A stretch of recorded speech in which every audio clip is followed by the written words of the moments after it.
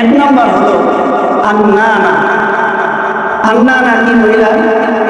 আন্নানা বলা হয় ওই সমস্ত মহিলা যারা নিজের স্বামীর প্রতি সন্তুষ্ট থাকতে পারে না। কেন থাকতে পারে না? তারা সব সময় চিন্তা করে আমার স্বামী যেটা ইনকাম করবে, আমার স্বামী যেটা উপার্জন করবে, এই স্বামীর সব সম্পত্তি আমার নামে হতে হবে। আমার স্বামীর সম্পদের মধ্যে স্বামী তার বাবাকে দেখতে পারবে না, স্বামী তার মাকে দেখতে পারবে না, খরচ করতে পারবে না, তার ছোট ভাইদেরকে দেখতে পারবে না, বোনদেরকে দেখতে পারবে না। শুধুমাত্র আমার স্বামী যা কিছু ইনকাম করবে, উপার্জন করবে, এই সব কিছু হবে আমার নামে। দ্বিতীয় নাম্বার মান্নানা। দ্বিতীয় নম্বর হলো ওই সমস্ত মহিলা যারা নিজের স্বামীদেরকে সবসময় খোঁটা দেয়। বাবার বাড়ি থেকে সামান্য কিছু আনলেও স্বামীকে খোঁটা দেয়। স্বামীকে এমন খোঁটা দেয় যে আমার বাবা যদি না থাকতো তুমি তো না খেয়ে মারা যেতে, আমার বাবার সম্পত্তি দিয়ে তুমি এই অবস্থায় উঠেছ, সুতরাং আমি যদি না থাকতাম তুমি ফকির হয়ে যেতে, আমি এই করি সেই করি, তুমি আমার জন্য কি করো? এইভাবে স্বামীকে সব সময় খোঁটা দিতে থাকে।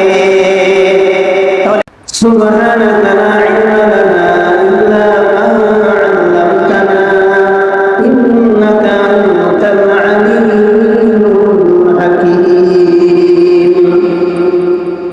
আলহামদুলিল্লাহ, আল্লাহ সুবহানাহু ওয়া তাআলার দরবারে লাখ কোটি শুকর, যেই মহান মালিক আমাদেরকে অত্যন্ত দয়া করে, মায়া করে, মহব্বত করে, ভালোবেসে জুমার নামাজ আদায় করার জন্য মসজিদে আসার তৌফিক দান করেছেন, দ্বীনি কিছু আলোচনা করার ও শোনার তৌফিক দান করেছেন। আমরা সকলে অন্তরের অন্তঃস্থল থেকে কালিমাতুশ শুকর আদায় করি, বলি আলহামদুলিল্লাহ। বর্তমান আমরা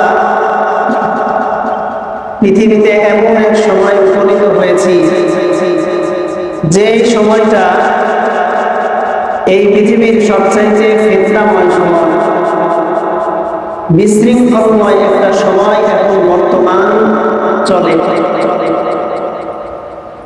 তো আল্লাহ রাব্বুল আলামিন এই পৃথিবীতে কিয়ামত দিবেন তথা কিয়ামতের মাধ্যমে এই পৃথিবী ধ্বংস করবেন।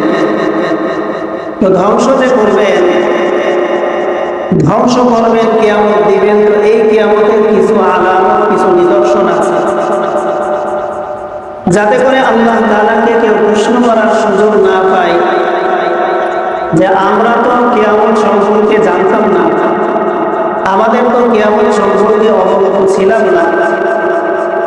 এই প্রশ্ন যাতে কেউ করতে না পারে, এজন্যই আল্লাহ পাক কিছু আলামত, কিছু নিদর্শন আমাদেরকে দিয়েছেন যে এগুলো যদি তোমরা পাও তখন মনে করবে কিয়ামত অতি সন্নিকটে।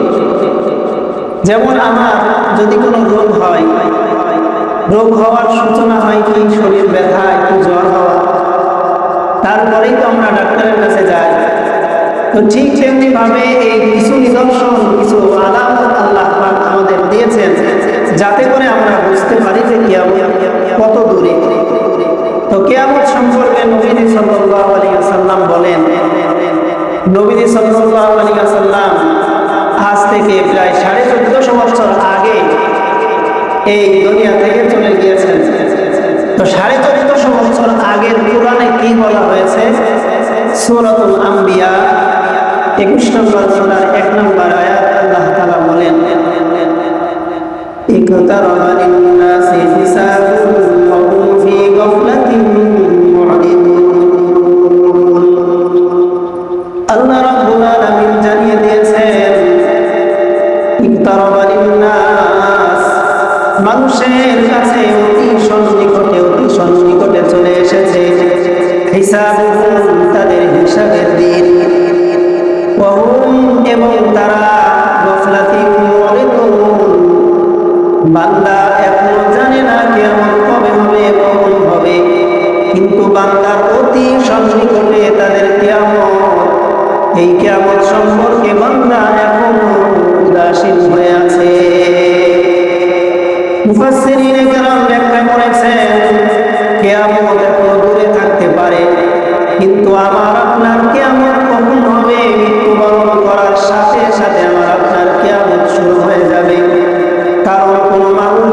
মারা যায় তার সমস্ত নেক আমল বন্ধ হয়ে যায়। নেক আমল বন্ধ হওয়ার সাথে সাথে আমার হিসাবগুলো সব কিছু পূরণ হয়ে যাবে। নেকির পাল্লা যেমন থাকবে আর বাড়ার সুযোগ থাকবে না, গুনাহের পাল্লা যেমন থাকবে আরো বেড়ে যাওয়ার সুযোগ থাকতে পারে। সুতরাং আমাদের কিয়ামত শুরু হয়ে যাবে অতি সন্নিকটে। নবীজি এটা 1450 বছর আগে বলে গিয়েছে। তাহলে নবীজি বলেছেন 1450 বছর আগে যে কিয়ামত নিকটে, তাহলে কি আমরা এই ধারণা করতে পারি কিয়ামত এখন অনেক দূরে? তো রাসূল সাল্লাল্লাহু আলাইহি ওয়াসাল্লামের সময় আল্লাহ নবী সাল্লাল্লাহু আলাইহি ওয়াসাল্লাম কিছু নিদর্শন দিয়ে গিয়েছেন। কিছু নিদর্শন আল্লাহ রাসূল সাল্লাল্লাহু আলাইহি ওয়াসাল্লাম আমাদেরকে দিয়ে গিয়েছেন যে এই এই নিদর্শন পাওয়া গেলে তখন কিয়ামত চলে আসবে। নবী সাল্লাল্লাহু আলাইহি ওয়াসাল্লাম এক হাদিসের মধ্যে বলেন, সহিহ মুসলিমের 1128 নম্বর হাদিস, নবীজি বলেন, সিনফানি মিন আহলিন নার, দুই শ্রেণীর মানুষ আছে তারা হবে জাহান্নামী। নবীজি এরপরে বলেন, লাম আরহুমা, আমি এই দুই শ্রেণীর মানুষদেরকে এখনো দেখি না। তাহলে কয় শ্রেণীর মানুষ? দুই শ্রেণী। এই দুই শ্রেণীর মানুষকে নবীজি এখনো দেখেন নাই। তার মানে নবীজি সাল্লাল্লাহু আলাইহি ওয়াসাল্লাম বলেছেন কিয়ামত অতি নিকটে। তো নবীজির সময় কিছু আলামত, কিছু নিদর্শন প্রকাশ পায়নি। তো এখন এই বর্তমান যুগে আমরা দেখব যে এইগুলো প্রকাশ পায় কিনা। এখন হাদিসের সাথে আমরা মিলিয়ে দেখি এগুলো প্রকাশ পাওয়া আরো দেরি আছে না প্রকাশ পেয়ে গেছে। নবীজি এরপরে বলেন, নিসাউন কাসিয়াতুন আরিয়াত, এক প্রকার মহিলা, তারা হলো ওই সমস্ত মহিলা নিসাউন কাসিয়াত, যে সমস্ত মহিলা কাপড় চোপড় পরে, কাপড় চোপড় পরে নিজেকে ঢেকে রাখে, তারপরে ওই সমস্ত মহিলাদেরকে আরিয়া, হাদিসের ভাষায় তাদেরকে বিবস্ত্র বলা হয়েছে। তো বিবস্ত্র অর্থাৎ কাপড় পরে, কিন্তু কাপড় পরার দ্বারা যে উদ্দেশ্য আর যে মাকসাদ এইটা অর্জন হয় না, বরং কাপড় পরলে তাকে বিবস্ত্রর মতোই মনে হয়। অর্থাৎ এখন বর্তমান সময়ে আমাদের উন্নত রাষ্ট্রগুলোতে দেখা যায় মেয়েরা, মহিলারা হাফ প্যান্ট গেঞ্জি পরে ঘুরে বেড়ায়। এটা কিন্তু আমাদের বাংলাদেশেও অনেকটা চালু হয়ে গিয়েছে। দেখবেন অনেক মেয়েরা আছে যাদের ওড়নার কোনো খোঁজ নাই। তো এই যে এই সমস্ত মহিলারা, এই হাদিসের ভাষায় এই সমস্ত মহিলা কি নবীর যুগে ছিল? নবীজির যুগে কিন্তু ছিল না। এখন বর্তমান যুগে আছে না নাই এখন আপনারা বলেন। যদি এই সমস্ত মহিলারা বর্তমান যুগে থাকে তাহলে মনে করতে হবে কিয়ামত আরো নিকটে চলে এসেছে। কিয়ামতে আর বেশি দিন বাকি নেই। নবীজি এরপরে বলেন, মুমিলাতুন মাইলাত, এই সমস্ত মহিলারা এমন পোশাক পরিধান করে যেই পোশাকের কারণে পর পুরুষকে তার দিকে আকৃষ্ট হতে বাধ্য করে। এখন আপনারাই চিন্তা করে দেখেন, আমাদের সমাজের মধ্যে, দেশের মধ্যে, পৃথিবীর মধ্যে এমন সময় এখন চলে এসেছে কিনা? এমন সময় আসে নাই। পোশাক পরিধান করেছে ঠিক, কিন্তু এর দ্বারা উদ্দেশ্য হয় পরপুরুষকে নিজের দিকে আকৃষ্ট করতে। 3 নম্বরে নবীজি বলেন,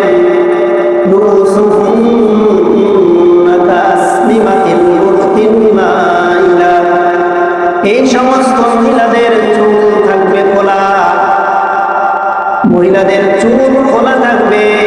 আবার এই সমস্ত মহিলারা যদি চুলের খোপা করে, তারপরেও তাদের খোপাগুলো এমন ভাবে মানুষে বুঝতে পারবে। কিভাবে বুঝতে পারবে? নবীজি এখানে একটা উপমা দিয়েছেন, তাসলিমাতিল মুরতিল মাইলা, কোন ঝুলে থাকা উট, কোন দিকে ঝুলে থাকা উটের পুঁছটা যেমন দেখা যায়, এই সমস্ত মহিলার চুলের খোপাটা ওইভাবে দেখা যায়। যদি এই সময়টা চলে আসে তোমরা মনে করবে আর কিয়ামতের বেশি দিন দেরি নাই, কিয়ামত সংঘটিত হয়ে যাবে।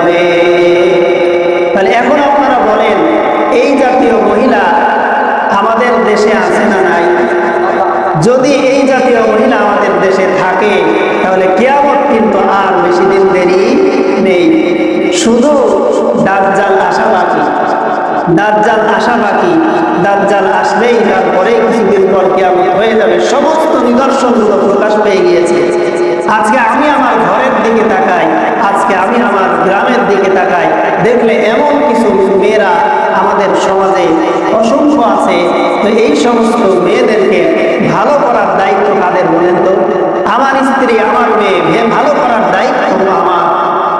তাহলে কিয়ামত আসার জন্য যে নিদর্শন, এই নিদর্শনগুলো কিন্তু চলে এসেছে। অথচ আল্লাহ রাসূল সাল্লাল্লাহু আলাইহি সাল্লাম, আল্লাহ তাআলা মহিলাদের ব্যাপারে কি বলেছেন? আল্লাহ তাআলা বলেন সূরাতুল আহজাব 33 নম্বর সূরা 33 নম্বর আয়াত, 22 নম্বর পারার 1 নম্বর পৃষ্ঠা 5 নম্বর লাইন। আল্লাহ তাআলা বলেন ওয়াকারনা ফি বুয়ুতিকুন্না ওয়া লা তাবাররুজনা তাবাররুজাল জাহিলিয়াতিল উলা ওয়াকারনা ফি বুয়ুতিকুন্না, তোমাদের মহিলারা যাতে ঘরের মধ্যে থাকে, ঘরের মধ্যে থাকে, ঘর থেকে বের না হয়। তাবাররুজনা তাবাররুজাল জাহিলিয়াতিল উলা, জাহেলি যুগের মহিলারা যেইভাবে ঘর থেকে বের হতো, সেইভাবে তোমাদের মহিলারা যাতে সেইভাবে বের না হয়, সেইভাবে বের না হয়ে ঘরের মধ্যে তোমাদের মহিলারা যাতে আটকা থাকে তথা পর্দায় থাকে। এখন দেখেন আমাদের সমাজের মধ্যে, আমাদের দেশের মধ্যে কত মানুষ, কত পার্সেন্ট মানুষ পর্দা করে। আমরা যারা পর্দা করি অনেকে আছি আমরা বোরকা পরি, মা বোনেরা আছে বোরকা পরে, কিন্তু এই বোরকাটা পর্দার জন্য পরে না, এই বোরকাটা আরো স্টাইল করার জন্য পরে। এই বোরকা কিন্তু পর্দার জন্য নয়। তাহলে আমাদের পর্দা করতে হবে, এটা কার আদেশ বলেন? আল্লাহ তাআলার আদেশ। আল্লাহর আদেশ আমরা অমান্য করে চলেছি। তাহলে আল্লাহ তাআলা বলেন যে মহিলারা তোমরা ঘরের মধ্যে থাকো। আজকে যত রকম ফিতনা এই পৃথিবীতে, তার মধ্যে মহিলাদের মাধ্যমে আজকে ফিতনা এই পৃথিবীতে সবচাইতে বেশি ছড়িয়েছে। যত বড় বড় বুজুর্গ বলেন আর যাই বলেন না কেন, যত বড় বড় পদের অধিকারী মানুষ বলেন না কেন, এই মহিলা দ্বারা তাদেরকে নিঃশেষ করে দেওয়া যায়। এই মহিলাদের চক্রান্তের মাধ্যমে মানুষ শেষ হয়ে যায়। এজন্য আমাদের মা বোনদের কানে যেহেতু আওয়াজ পৌঁছায়, আমরা মা বোনেরা যাতে এই কথাগুলো মেনে আমরা আমাদের পরকালকে সুন্দর করতে পারি। এজন্য আমরা এখানে যারা উপস্থিত হয়েছি, আমাদের স্ত্রী, আমাদের মেয়ে, আমরা এভাবে বুঝাবো যে আমাদের সন্তানগুলো যাতে নষ্ট না হয়ে যায়, আমাদের সন্তানগুলো যাতে কিয়ামতের আলামত না হয়ে যায়, কিয়ামতের নিদর্শন না হয়ে যায়। এখন আমাদের দেখেন বাংলাদেশের অবস্থায় দেখেন, অনেক মানুষ যারা পর্দা করে না তো করেই না, আবার নিজের ঘরের মেয়ে, নিজের স্ত্রীকে দিয়ে বিভিন্নভাবে টিকটক করায়, ওই ভিউ ব্যবসা করে। এরকম আমাদের সমাজে আছে না নাই বলেন তো? আছে, মানে অভাব নাই। অথচ তাদের সামান্য পরিমাণ যে অনুভূতি হবে, এহসাস হবে, এটা তাদের মধ্যে নাই। আজকে মানুষ আমরা পশু পাখির চাইতে খারাপ হয়ে গিয়েছে। এই জন্য আমরা চেষ্টা করবো আমাদের স্ত্রীদেরকে, আমাদের সন্তান মেয়েদেরকে যাতে ভালো রাখতে পারি। আজকে দেখেন আমাদের এই অবস্থা হওয়ার কারণে, পর্দার বিধান না মানার কারণে আজকে আমাদের সমাজের মধ্যে পরকীয়ার সংখ্যা বেড়েছে না কমেছে বলেন তো? আজ থেকে 50 বছর আগে মানুষ এত ধারণা করতে পারত না। এজন্য আমাদের আল্লাহর বিধান সবচাইতে প্রথমে মানা দরকার, এই পর্দার বিধানকে মানা দরকার। তো আমরা আলোচনা করছিলাম কিয়ামতের নিদর্শন সম্পর্কে। এখন যেহেতু আমরা মহিলাদের সম্পর্কে আলোচনা শুরু করেছি, আরো কিছু মারাত্মক নিদর্শন আছে। এই নিদর্শনগুলো যদি পাওয়া যায় তাহলে মনে করতে হবে কিয়ামত অতি সন্নিকটে। তো আমরা প্রথম একটা হাদিসের মধ্যে আলোচনা করলাম। তো এই আলোচনার দ্বারা আমরা বুঝলাম আমাদের সমাজে এরকম মহিলা আছে। কিন্তু এখন সূরা তালাকের মধ্যে আল্লামা আলুসি রাহিমাহুল্লাহ রুহুল মাআনির মধ্যে 7 শ্রেণীর মহিলার কথা বর্ণনা করেছেন। কয় শ্রেণীর মহিলা? 7 শ্রেণীর মহিলা। এই 7 শ্রেণীর মহিলা যদি সমাজে পাওয়া যায়, যদি 7 শ্রেণীর মহিলারা এই দেশে বিস্তার করে, তখন কিয়ামত অতি সন্নিকটে হয়ে যায়। এবং এই 7 শ্রেণীর মহিলা তাদের জন্য আল্লাহ তাআলা বিনা হিসাবে জাহান্নাম রেখেছেন। নাউযুবিল্লাহ। আজকে হয়তো মা বোনের অনেক রাগ করতে পারে এগুলো বর্ণনা করলে, আপনাদেরকেও হয়তো কোনো রাগের সম্মুখীন হতে পারে, কিন্তু আমাদের বলা, আমাদের কথা বলা সব কিছুই আল্লাহর জন্য।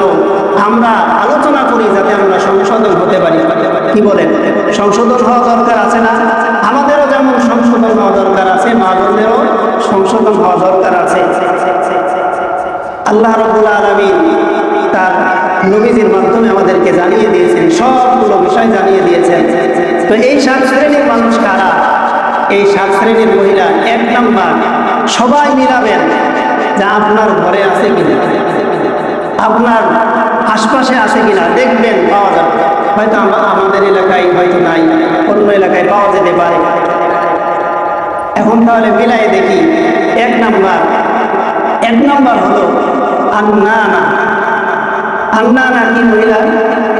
আন্নানা বলা হয় ওই সমস্ত মহিলা যারা নিজের স্বামীর প্রতি সন্তুষ্ট থাকতে পারে না। কেন থাকতে পারে না? তারা সব সময় চিন্তা করে আমার স্বামী যেটা ইনকাম করবে, আমার স্বামী যেটা উপার্জন করবে, এই স্বামীর সব সম্পত্তি আমার নামে হতে হবে। আমার স্বামীর সম্পদের মধ্যে স্বামী তার বাবাকে দেখতে পারবে না, স্বামী তার মাকে দেখতে পারবে না, খরচ করতে পারবে না, তার ছোট ভাইদেরকে দেখতে পারবে না, বোনদেরকে দেখতে পারবে না। শুধুমাত্র আমার স্বামী যা কিছু ইনকাম করবে, উপার্জন করবে, এই সব কিছু হবে আমার নামে। এখন বলেন, এরকম মহিলা আমাদের সমাজে আছে না নাই? আছে না? হয়তো আপনাদের এলাকায় নাই। সব কিছু আমার জন্য, স্বামীর ছোট ভাই বোন, স্বামীর আত্মীয় স্বজন কাউকে সে দেখতে পারবে না। গাড়ি আমার নামে, বাড়ি আমার নামে, ব্যাংকের অ্যাকাউন্ট সব কিছু আমার নামে হবে। এরকম মহিলা আমাদের সমাজে আছে না নাই বলেন তো?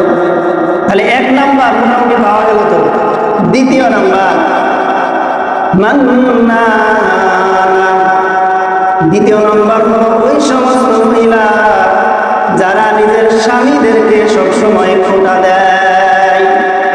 বাবার বাড়ি থেকে সামান্য কিছু আনলেও স্বামীকে খোঁটা দেয়। স্বামীকে এমন খোঁটা দেয় যে আমার বাবা যদি না থাকতো তুমি তো না খেয়ে মারা যেতে, আমার বাবার সম্পত্তি দিয়ে তুমি এই অবস্থায় উঠেছ, সুতরাং আমি যদি না থাকতাম তুমি ফকির হয়ে যেতে, আমি এই করি সেই করি, তুমি আমার জন্য কি করো? এইভাবে স্বামীকে সবসময় খোঁটা দিতে থাকে। তাহলে মান্নানা এই প্রকার মহিলা এখন আপনারা বলেন আছে না নাই? স্বামীকে খোঁটা দেয়। কেন আপনাদের ভয় লাগতেছে হয়তো যে হুজুরের কাছে বাড়িতে গেলে তো আবার যুদ্ধ বেঁধে যাবে, ইউক্রেন আর রাশিয়ার মতো যুদ্ধ বেঁধে যাবে। না, আপনারা এখন ঠিক কি ভুল এটাও বলতে ভয় পাচ্ছেন। আছে না নাই বলেন? 2য় নাম্বার গেল। 3 নাম্বার হান্নানা। 3 নাম্বার ওই সমস্ত মহিলা যারা নিজেদের স্বামীদের খেদমত করতে চায় না, নিজের স্বামীর খেদমত করে না। স্বামী যদি বলে আমাকে একটু পানি দাও, স্ত্রী বলে পানি গিয়ে নিজে নিয়ে খাও, আমি তোমাকে পানি দেওয়ার মতো সময় আমার নাই, বিছনাটা একটু ছেড়ে দাও। স্ত্রী বলে আমি বিছনা ছাড়তে পারবো না, তুমি বিছানা ছেড়ে শুয়ে পড়ো। এই জাতীয় স্ত্রী আমাদের সমাজে আছে না না? তাহলে 3 নাম্বার এটা মোটামুটি আছে। তো 4 নাম্বার মা। 4 নম্বর হলো অবাধ্য স্ত্রী। 1 নম্বর 3 নম্বর তো খেদমত করেই না, আর 4 নম্বর যে একেবারে অবাধ্য, ও তো খেদমত করে না, আবার কি করে? যেমন শ্বশুর শাশুড়ির খেদমত না, স্বামীর খেদমত না, ঠিক তেমনি ভাবে এরকম মহিলা তারা হলো নিজের সন্তানের খেদমত পর্যন্ত করতে চায় না, অর্থাৎ সন্তান নিতে প্রস্তুত না, সন্তান হবে এটাও তারা চায় না। কি চায়? এই 4 নম্বর প্রকার মহিলা সব সময় নিজের সাজগোজ নিয়ে ব্যস্ত থাকে, সাজগোজ নিয়ে ব্যস্ত থাকে, আল্লাহর ইবাদত বন্দেগীর ধারে কাছেও যায় না। এই হলো 4 নাম্বার মহিলা। 5 নাম্বার হাদ্দাক। 5 নাম্বার ওই সমস্ত মহিলা যারা নিজেদের স্বামীদের কাছে সব সময় নতুন জিনিস চায়। কোথাও অনুষ্ঠানে যাবে, স্বামীর কাছে বাইনা করে আমার একটা পোশাক কিনে দাও। স্বামী যদি বলে তোমাকে তো 1 মাস আগে একটা পোশাক কিনে দিয়েছি, এখন আবার কি করবে? তখন স্বামীর কাছে সে বাইনা ধরে এবং বলতে থাকে আমি তোমার কাছে কোনো সময় কোনো জিনিস চেয়ে পাই নাই। সাথে সাথে এটা বলতে থাকে তুমি তো আমার চিনো না, আমার বাবা অমুক পদের অধিকারী, আমার বাবার বাড়িতে থাকলে আমাকে এত কষ্ট করতে হতো না। এই সমস্ত মহিলা যারা সব সময় নিজের স্বামীদেরকে চাপ দেয়, রোজার ঈদে পোশাক দিয়েছেন, কুরবানির ঈদে দিয়েছেন, 1 মাস পরে আবার একটা অনুষ্ঠান হয়েছে, ভাইয়ের ছেলের বিয়ে, এখন আবার আপনার কাছে পোশাকের দাবি করবে যে আমাকে আবার নতুন পোশাক কিনে দাও। আমার ভাইয়ের ছেলের বিয়ে আমি যদি নতুন পোশাক না পরে যাই তাহলে কেমন হয়? সব সময় চাপে রাখে। এমনকি এই সমস্ত মহিলারা নিজের স্বামীকে পর্যন্ত বলে যে খরচ চালাতে পারবে না, বিবাহ করেছ কেন? তুমি হালাল রাস্তায় ইনকাম করো বা হারাম করো এটা আমার দেখার নাই, কিন্তু আমার চাহিদা তোমাকে পুরা করতে হবে। এখন বলেন এরকম মহিলা আমাদের মধ্যে আছে না নাই? তাহলে 5 নাম্বার গেল, 5টা কিন্তু আমরা পেয়ে গেলাম। 6 নাম্বার সান্দাকয় সমস্ত মহিলাদেরকে বলা হয় স্বামীর কথা একেবারেই সহ্য করতে পারে না, স্বামীর সাথে একটু ভালোভাবে কথা বলবে এটাও করতে পারে না, সব সময় কর্কশ ভাষায় আর খারাপ ভাষায় কথা বলতে থাকে, সব সময় খারাপ ভাষায় কথা বলতে থাকে। স্বামীর আত্মীয় স্বজন যারা থাকে তাদের সাথে খুব খারাপ আচরণ করে, তার কথার দ্বারা কষ্ট পায় নাই এরকম কোনো মানুষ তার নাই। তাহলে স্বামীর আত্মীয় স্বজনের সাথে তার খুব খারাপ ভাষায় আচরণ, খারাপ ভাষা ব্যবহার করে, কিন্তু নিজের আত্মীয় স্বজন যখন আসে তখন খুব ভালো ব্যবহার করে, এদেরকে বলা হয় সাদ্দাক। তাহলে এই সাদ্দাক, এই ধরনের মহিলা, এই ধরনের মা বোন আমাদের সমাজে আছে না নাই? কথা বলেন।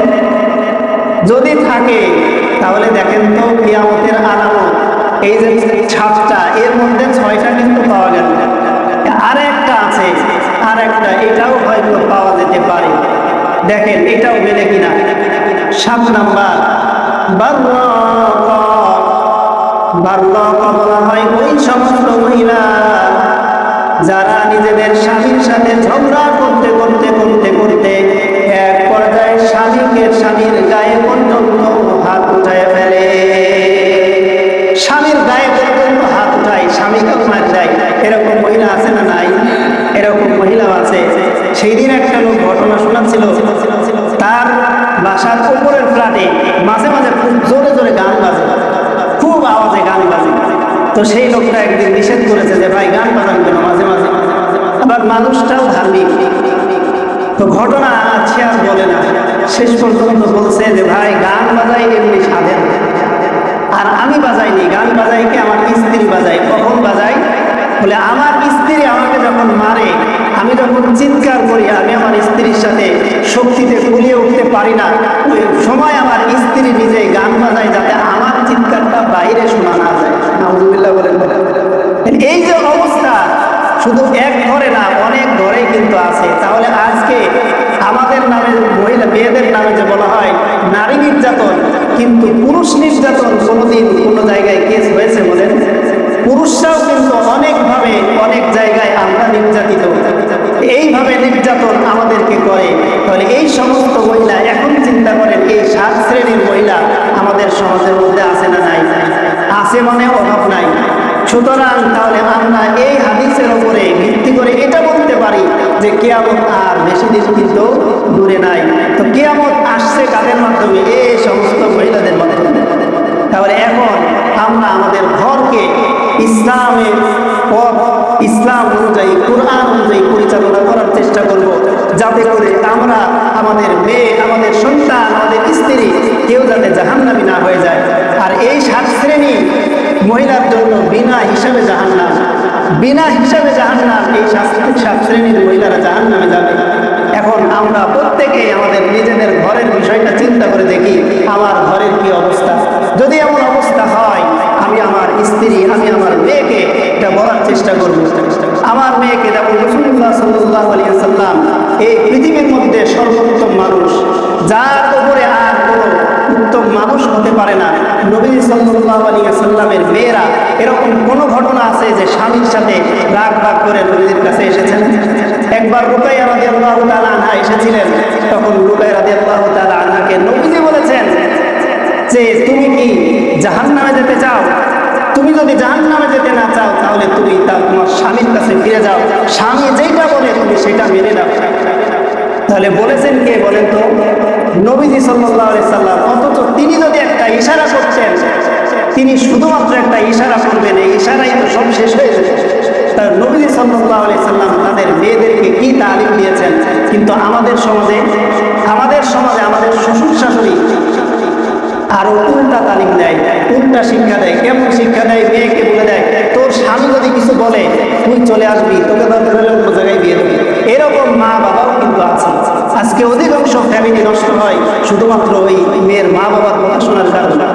শ্বশুর শাশুড়ির বাড়িতে কিছু কষ্ট হতেই পারে, কিন্তু এইটা যখন মায়ের কাছে বাবার কাছে বলে, ওরাও আবার তেলে বেগুনে জ্বলে যায়। এমনভাবে শেষ পর্যায়ে এক সময় এমন হয় যার সংসারটা টিকে না। এমন হয় কিনা বলেন তো? এজন্য আমাদেরকে ইসলামের পথে, কোরআনের পথে চলতে হবে এবং এই সমস্ত মা বোনদের যাদের এই অভ্যাসগুলো আছে আমরা পরিত্যাগ করার চেষ্টা করব। আমরাও বাড়িতে গিয়ে বুঝাবো, আমরা বোঝানোর চেষ্টা করবো তো ইনশাল্লাহ ভালোভাবে বুঝাবো। আবার এটা বলে বোঝাবো যে যদি বুঝিস বোঝ, না বুঝলে কিন্তু গরু মারা লাঠি বুঝবো, এরকম কিন্তু করা যাবে না। তাদেরকে ভালোভাবে বোঝান। আমরা চাই সবাই আমরা যাতে জান্নাতে থাকতে পারি। তো আল্লাহ তাআলা কি আদেশ করেছেন? এই সমস্ত গুণ, এই যে দোষগুলো বললাম, এই সমস্ত দোষ, এই 7টা দোষ এটা ইহুদি মহিলাদের মধ্যে থাকে। তারপর মহিলা, ইহুদি মহিলা। এখন যাদের এই অভ্যাস আছে, আমরা মুসলমান হওয়ার পরেও এই অভ্যাস যাদের আছে, তাহলে কিন্তু আল্লাহ তাআলা কাল কিয়ামতের ময়দানে হতে পারে আমাকে ওই ইহুদিদের সাথে হাসর নাসর করাবেন। ইহুদিদের সাথে যদি আমার হাসর নাসর হয় তাহলে আমার ভাগ্যে আর জান্নাত হবে না। এজন্য আমরা সবসময় চেষ্টা করব স্বামীর হুকুম মেনে, স্বামীর আদেশ মেনে, স্বামীর খেদমত করে এবং এই 7টা যে আমরা দোষ বর্ণনা করলাম এগুলো থেকে বের হয়ে আসা। আল্লাহ রব্বুল আলামিন মহিলাদের জন্য বলে দিয়েছেন সূরা আযমের 33 নম্বর আয়াতের শেষ অংশে বলেন, ওয়াকিমনাস সালাতা ওয়া আতিনাজ যাকাত ওয়া আতি'নাল্লাহা ওয়া রাসূলা। তোমরা যারা আছো, তোমরা মহিলারা, ওয়াকিমনাস সালাত, 1 নম্বরে তোমরা নামাজ আদায় করবে, নামাজ আদায় করবে। ওয়া আতিনাজ যাকাত, এবং তোমরা যাকাত আদায় করবে, যাকাত দিবে, যাকাত। ওয়া আতি'নাল্লাহা ওয়া রাসূলা, এবং তোমরা আল্লাহ এবং আল্লাহর রাসূলের আনুগত্য করবে। আল্লাহ এবং আল্লাহর রাসূলের আনুগত্য করা মানে নবী সাল্লাল্লাহু আলাইহি ওয়াসাল্লাম যেটা আদেশ করেছেন সব আদেশগুলোই মেনে চলা। আল্লাহ তাআলা যেটা হুকুম করেছেন সমস্ত হুকুমগুলোই মেনে চলা। তাহলে এই সমস্ত কাজগুলো যদি আমরা করতে পারি আর এই খারাপ গুণগুলো যদি আমার থেকে আমরা বের করতে পারি, তাহলে আল্লাহ তাআলা আশা করা যায় জান্নাতীদের মধ্যে আমাদের নামটা লিখে দিবেন। সুবহানাল্লাহ। তাহলে আমরা চাই না আমাদের মা বোন, আমাদের মেয়ে যারা আছে সবাই জান্নাতি হোক। তাহলে জান্নাতি যদি মা বোনদেরকেও সাথে নিয়ে যেতে হয়, এই বিষয়গুলো আমরা বোঝানোর চেষ্টা করবো তো ইনশাল্লাহ।